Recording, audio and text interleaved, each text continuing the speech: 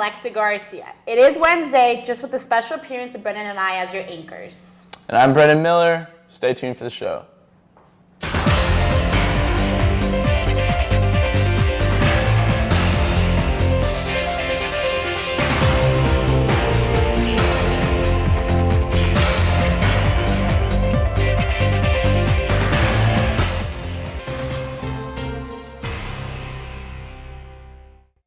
Thursday's advisories for all freshmen, but there will also be a CCOC informational meeting for sophomores and juniors who are interested.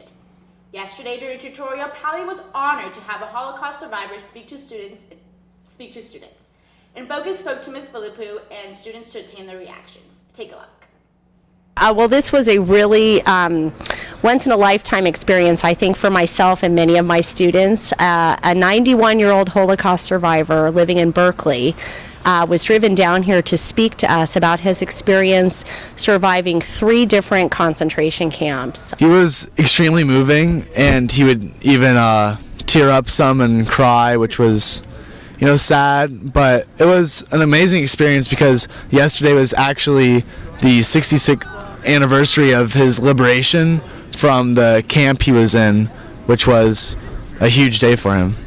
Well, I think whenever you get to see a real life person bring a story we read about and hear about and maybe even feel like we know already everything we need to know, no one wants to talk about the Holocaust. It's exhausting, it's absolutely horrific, it's depressing, but when you see a real live person talk about his will to live, his great love of humanity, of the goodness of people, and his absolute lack of hate or resentment, it is so inspirational. Most of our problems are completely trivial, and he really brought that message to us. Unfortunately, yesterday, Maurice Sendak, famed author of Where the Wild Things Are, passed away at the age of 84. INfocus would like to offer our condolences to the Sendak family. We also had a chance to sit down with Miss Kellerman. Here's what she had to say. Well, as a librarian at Addison School for many years, Maurice Sendak's Where the Wild Things Are was a staple for me, and I always knew when I read that book that kids were going to just be drawn in by the incredible illustrations and his words of wisdom. He never wrote down to kids. He really wanted to write about life and the deeper feelings that people had and adventures that people had, not just for children, but for everybody. And actually, his book, A Hole is Too Dig, is one of the first books that I remember reading as a child. So I've really carried him in my heart and in my mind, and I'm very sorry for his passing. But he's left a fabulous legacy for all of us. So one of the things I plan to do today actually is go across the street to Booksync to buy a copy of Where the Wild Things Are. And we'll have it in the library for people to revisit in memory of Mr. Sendak. In other news, seniors, there's only 24 days till graduation.